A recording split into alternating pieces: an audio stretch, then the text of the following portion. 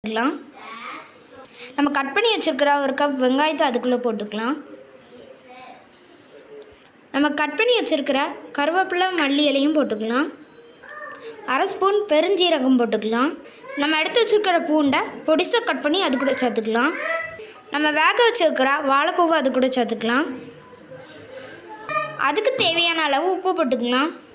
அதை நல்லா மிக்ஸ் பண்ணிக்கோங்க.